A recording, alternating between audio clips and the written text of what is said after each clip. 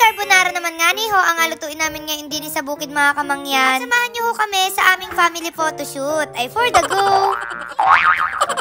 Ay pagkarating nga niyo namin din sa bahay kubo mga kamangyan, ayan nga niyo at hindi naman halatang mga excited. Ay dala-dala mga asuotin sa photoshoot. Aray So ayan, bali mamayang hapon pa naman ho kami photoshoot mga kamangyan. At ayan nga niyo yung asuotin namin sa babae, yung parang ma-red-red na pamaroon ganyan. Tapos sa lalaki naman ho, yung parang green. Hindi naman siya green mismo, pero basta yung parang pampasko na green. Sorry na, green lang talaga yung alam ko. Hindi ko na alam kung anong tawag dun sa iba't ibang shades. At dahil nga niyo mamaya pa naman yun, kako ay magluto na muna kami ng carbonara din ho sa bukid. Siyempre, para may energy mamayang umaura-aura. Hala, ay alam nyo gaho, sobrang na-excite talaga kami mga kamangyan. Gawa na ngayon lang kami photoshoot na family. Nung para ho sa Christmas. Before ho, nag-photoshoot kaming family. Kaso nga nila, ang wala pa nun si Asher. Nasa tiyan pala. Medyo late kapag ginawa nun Asher. Salamat! Tapos nung nakaraan pa nga ni ho namin binanggit na, oh mag-photoshoot tayo ha, ganito, ganyan. Pero yung date mismo ng photoshoot, yun ho yung biglaan. Chinatlaan namin yung aming photographer. Kung pwede ng ganitong date, ganyan. At buti na lang talaga at naisingit kami kasi sobrang busy din. Sobrang daming clients palagi, ganyan. So feeling ko mangangaroling ako sa kanila mamaya. Maliban nga ni ho dun sa carbonara, ay galuto din nga ni ho kami ng chicken fillet. Kaya yan ho, at nagsimula na silang magayat diyan. Ay for the go. At habang wala pa nga ni ho akong ginagawa din, gawa nga ni ho na inahintay ko pang mapalambot yung pasta ka. Kung magagawa na ho ako ng pinakang sauce ng carbonara. Grabe, sobrang sipag. Pwede ka na talaga mag-asawa. Yes, I do.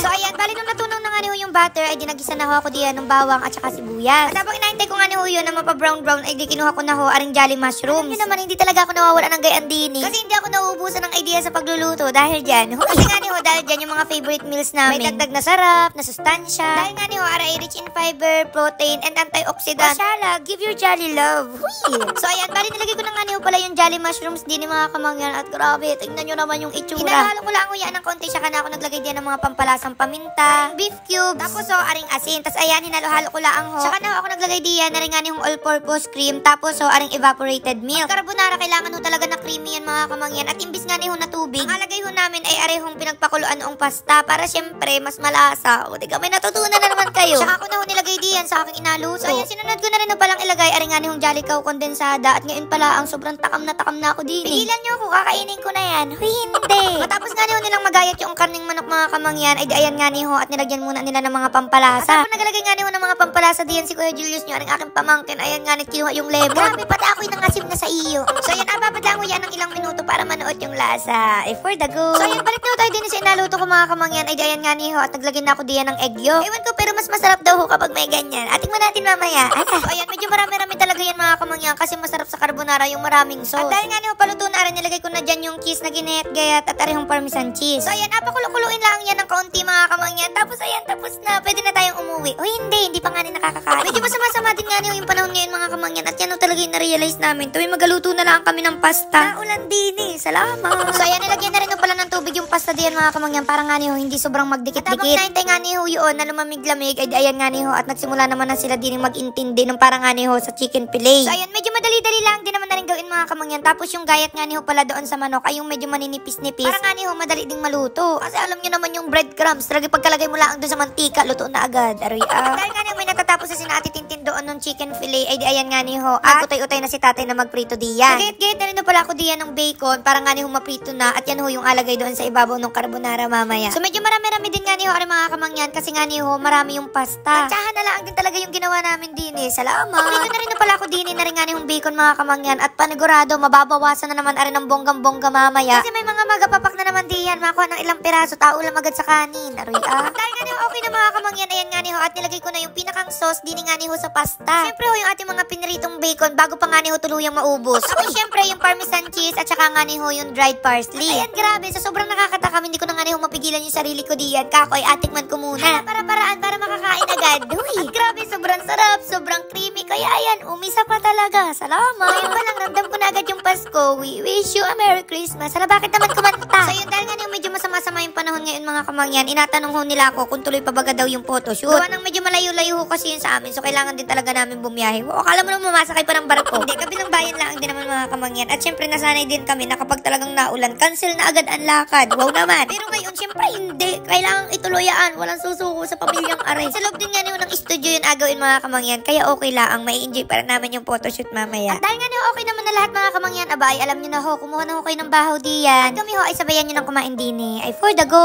So ayan, at kapag nga niyo palang maulan mga kamangyan, din ho kami nakain sa loob ho ng bahay kubo. So ayun, sobrang nasarapan talaga kami sa luto ng carbonara mga kamangyan. Hindi man yung sobrang nakakasuya, ganyan. Kasi before, ayun na ko talagang kumain ng carbonara, gawa ng parang nakakasuya. At yung natitikman ko talagang nakakauma, yung parang ilang subo mo pala, parang ayaw mo nang kumain, ganun. Pero ngayon parang mauubos ko na agad yan. Ay grabe, napaka-feeling. Siyempre, nga ho palang chicken fillet, talagang lutong-luto yung karne doon sa loob. So I love it. Wow, I love it. So sobrang sarap po na rin pati rin pamangkin ko napapasayaw na. Aray, So ayun, after nga ho pala namin kumain diyan mga kamangyan, medyo magapahinga-pahinga lang kami ng kaunti. Kasi medyo mapagod din talaga yung pagluluto. So ayan, mag alas 4 na nga ho pala nung hapon, nung umalis kami sa bahay mga kamangyan, at medyo nakakaya kasi nga ho 3:30 PM yung call time. Medyo mabilis naman nga ho yung biyahe mga kamangyan, kaya ayan, nakarating na agad kami dito sa Labedo Photography. Kung naman na pamilyar na kayo din mga kamangyan, gawa ng tuwing may photoshoot talaga ako. Siya talaga yung inakonta ko kasi sobrang galing nila. Sobrang nagulat nga ho kami din mga kamangyan, gawa ng tingnan nyo naman yung setup. Akala ko ho, plain lang yung background, pero ayan, pinaghandaan nila ng bonggang-bongga. Grabe, naiiyak na ako. Grabe, napaka-OA nun. So ayan nga ho pala si Sir Dominic, siya yung mag-picture sa amin. Ayan si Tita, yung mama niya, and sobrang dami na naman chika niyan mamaya. Alam nyo ho, pagkarating din namin, natuwa yung mga pamangkin ko, kaya ayan, at nagpa-picture na diyan. Sabi pa nga ho namin, sana hanggang matapos tong photoshoot ay gayaan yung mood nila. Kasi baka may expiration, magdabog, mag-iyak, salamat. So ayan, nagsimula na rin pala kami agad diyan mga kamangyan, para nga ho, hindi na kami abutin pa ng gabi. Hindi ko naman ho ay mapapadalian mga kamangyan, kasi nga ho, mabait yung aming photographer. Balisanay na nga rin pala yung buong family ko din mga kamangyan, kasi nung nag-family photoshoot kami, dito rin ho yun ginanap. Sobrang na-excite din nga ho kami mga kamangyan, kasi mas mapapalaki na raw ang studio. So kahit buong barangay na namin isama namin din okay lang. Hala. So ayan, sobrang saya ko rin nga ho mga kamangyan, na nayayakag ko na sila sa mga garne, kasi sobrang mahihain ng mga yan. Ay pati pala ako. Hala, tingnan nyo naman ho kung gaano kami kakomportable diyan. Kasi naman ho, ano si Sir Dominic, lagi nang nakangiti. Feeling ko inapicturean niya yung sarili niya. Salamat. So ayun, sobrang natutuwa talaga ako sa kanila kahit dati pa mga kamangyan. Kaya kapag may nagatanong sa akin, may kilala daw ako na nag-picture sa mga kasal, binyag, birthday, lahat-lahat na. Sila talaga yung ina-recommend ko. Kasi syempre hindi talaga ako mapapahiya. Itataya ko yung pangalan ko dyan. Hala, kung kayo maghanap kayong mag-picture kung ano mang kaganapan ninyo sa buhay, sila na yung i-contact mo bago ko pa kayong makurot. Hala, alam nyo ka mga kamangyan, nagkaroon lang kami ng family picture ay 2022. Pero meron namang mga picture-picture na magkakasama kami, pero yun yung mga nagaliguan sa dagat, ganyan. Pero garni katino, ka-formal, na pwedeng ipang display dyan sa mga dingding sa bahay. As in, nung 2022 lang. Kasi nga ho, akala ko yung mga garni para lang sa mga mayayaman, diga? Pero hindi naman pala, pwede naman pag-ipunan ng very very light kasi hindi naman din sobrang mahal. At alam nyo ka ho, before kapag biglang hiningan ninyo ako ng family picture, wala talaga ako mapapakita sa inyo, as in hiwa-hiwalay lang yung picture. Yung kapatid ko,